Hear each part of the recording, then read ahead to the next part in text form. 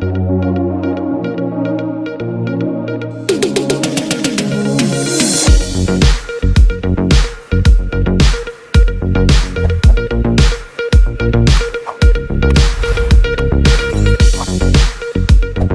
Friends, welcome to easy learning channel.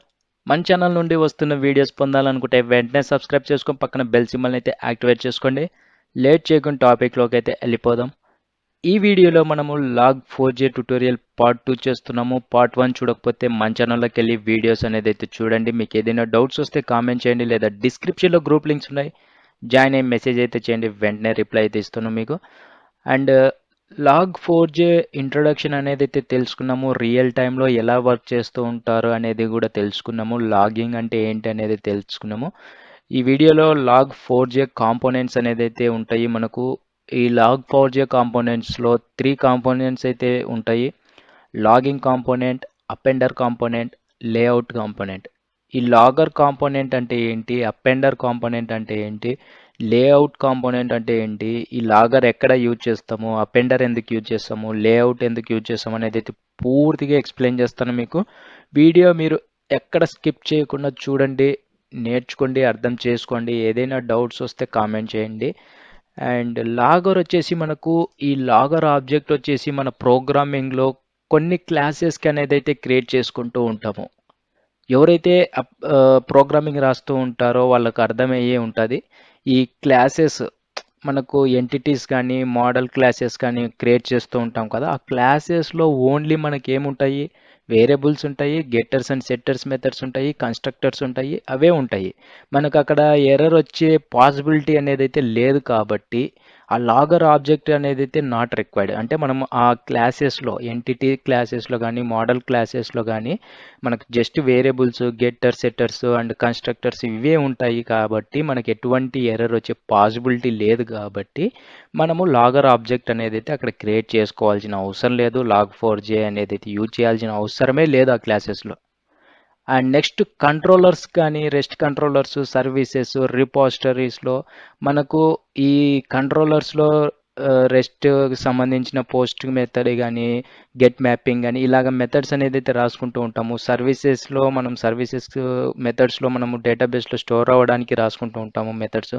ఇందులో మనకు errors వచ్చే పాసిబిలిటీ ఉంది, ఎక్సెప్షన్స్ వచ్చే పాసిబిలిటీ ఉంది. కాబట్టి మనము ఈ ఎక్సెప్షన్స్ వస్తాయి. కాబట్టి ఈ లాగర్ ఆబ్జెక్ట్ అనేది అయితే ఈ కంట్రోలర్స్లో కానీ, రెస్ట్ కంట్రోలర్స్లో లేదా సర్వీసెస్లో, రిపోజిటరీలో రాసుకోవాలి, కంపల్సరీ రిక్వైర్డ్.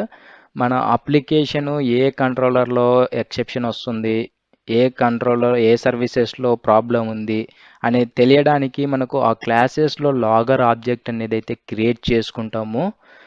ఈ లాగర్ ఆబ్జెక్ట్ వచ్చేసి, ఈ లాగర్ కాంపోనెంట్ వచ్చేసి మనకు రిక్వైర్డ్ క్లాసెస్లో లాగర్ ఆబ్జెక్ట్ అనేది అయితే క్రియేట్ చేసుకుంటాము.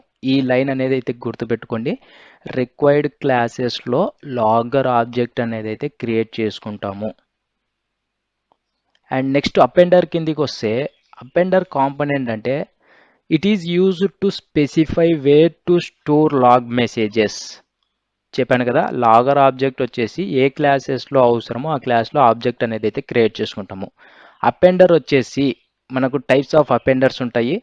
ఆ టైప్స్ ఆఫ్ అపెండర్స్లో మన లాగ్ మెసేజెస్ ఏ అపెండర్లో స్టోర్ చేయాలి, లేదా ఫైల్ లాగ్ అపెండరా, లేదా కన్సోల్ అపెండరా, డేటాబేస్ వచ్చేసి JDBC అపెండరా, FTP ఆర్ టెల్నెట్ అపెండరా, SMTP అపెండరా.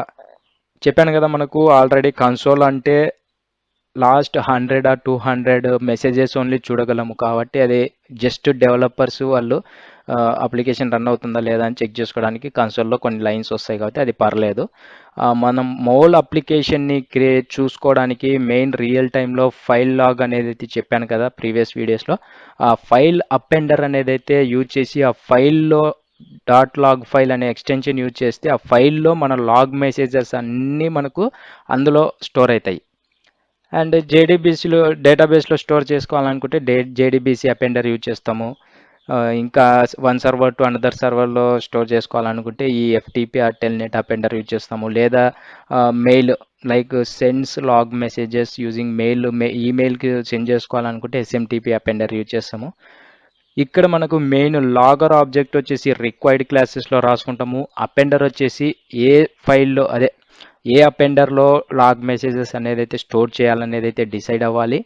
ఎవరైతే ప్రోగ్రామింగ్ని రాస్తున్నారో అప్లికేషన్ క్రియేట్ చేసుకుంటున్నారో వాళ్ళు లాగర్ ఆబ్జెక్ట్ వచ్చేసి రిక్వైర్డ్ క్లాసెస్లో రాసుకుంటాము. అపెండర్ వచ్చేసి ఏ అపెండర్లో స్టోర్ చేయాలి మన లాగ్ మెసేజెస్ అనేది అయితే డిసైడ్ అవుతారు. తర్వాత లేఅవుట్ కాంపోనెంట్ వచ్చేసి మనకు ఇది వచ్చేసి the messages format that should be print on the అపెండర్.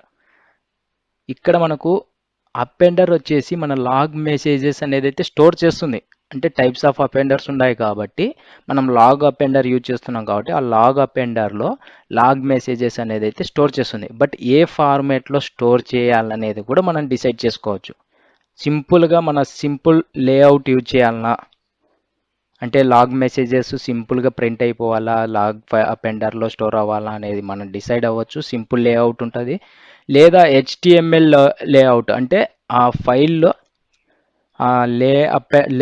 File అపెండర్లో HTML layout అంటే హెచ్టిఎంఎల్ ఫార్మాట్లో ఆ లాగ్ మెసేజెస్ అనేది అయితే స్టోర్ అవ్వాలా, లేదా ఎక్స్ఎంఎల్ లేఅవుట్లో స్టోర్ అవ్వాలా, ప్యాటర్న్ లేఅవుట్లో స్టోర్ అవ్వాలా ఆ మెసేజెస్ అన్నీ అనేది మనము ఈ లేఅవుట్ అనేది అయితే యూజ్ చేస్తాము.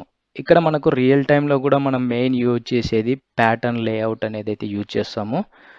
అండ్ ఇక్కడ మనం చూసుకోవచ్చు ఈ 3 కాంపోనెంట్స్ వచ్చేసి మెయిన్ లాగర్ ఆబ్జెక్ట్ వచ్చేసి మీరు గుర్తుపెట్టుకోవాల్సింది ఏ రిక్వైర్డ్ క్లాసెస్లో అయితే అవసరమో ఆ రిక్వైర్డ్ క్లాస్లో లాగర్ ఆబ్జెక్ట్ క్రియేట్ చేసుకుంటాము.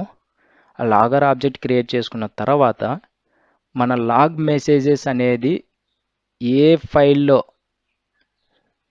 లైక్ ఫైల్ లాగ్లో స్టోర్ అవ్వాలన్నా లేదా కన్సోల్ అంటే జస్ట్ లాస్ట్ 100 ఆర్ 200 లైన్స్ చేస్తాం కాబట్టి అది ఎక్కువ డెవలపర్స్ ఐడి ఎక్లిప్స్ కానీ ఎస్టీఎస్ కానీ వాళ్ళ దాంట్లో చూస్తూ ఉంటారు. అది అవసరం లేదు.